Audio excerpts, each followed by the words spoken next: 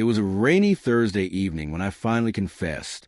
The kind of rain that seeps into your bones, cold and unrelenting, mirroring the dread clawing at my chest. My hands trembled, my throat tight as I looked into my husband's eyes and told him the truth. I had cheated on him. I braced for an explosion, for shouting, tears, accusations, something that could match the weight of what I had just unleashed. But instead, I was met with something far worse. He didn't yell. He didn't ask questions. He didn't even flinch.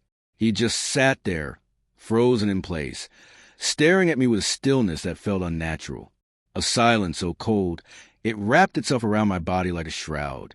There was no rage in his eyes, no heartbreak I could see, just this terrifying calm that made me wish he had screamed instead.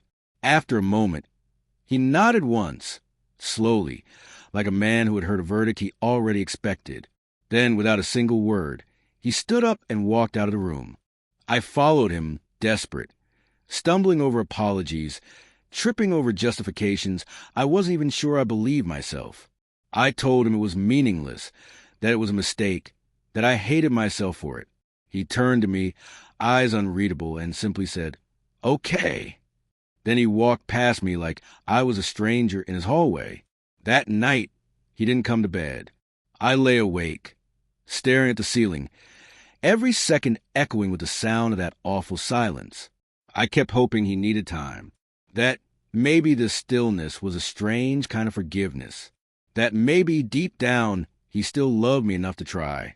I was painfully wrong. The next morning, he was up before me, dressed and calm, brewing coffee like nothing had happened.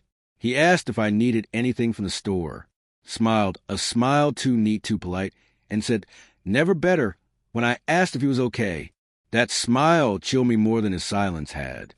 It wasn't forgiveness. It was distance. The days passed like a quiet storm, nothing loud, nothing explosive, but everything shifted. He stopped speaking to me unless absolutely necessary. There were no more touches, no accidental brushes of hands, no shared laughter, no glances. It was like I had vanished, like I had become a ghost trapped in the home we built together. And then came the nights.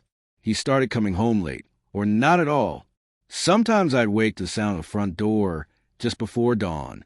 He'd shower in silence and sleep in the guest room.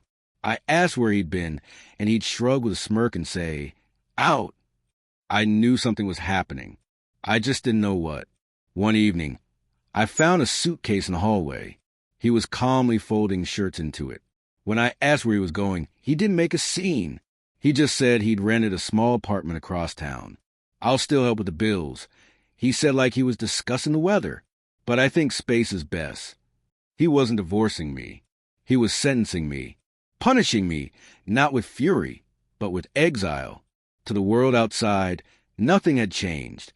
He still posted old pictures of us on social media, smiled at family gatherings, played the role of devoted husband like a man in a play he no longer felt part of. But behind the closed door of our house, he had erased me, and I was still breathing inside the ruins. I tried to fix it. Therapy, handwritten letters, messages pouring my heart out. I begged. I pleaded. I broke down in front of him more times than I could count. He never yelled, never insulted me. He'd just read the messages, his expression unreadable, and walk away like they were from a stranger. His silence was louder than any scream ever could have been. It was the sound of someone who had made a choice, not to fight, but to walk away without slamming the door. And then one day, I discovered what he had been doing all those nights, all those weekends away. He hadn't run to someone else. He had turned to something good.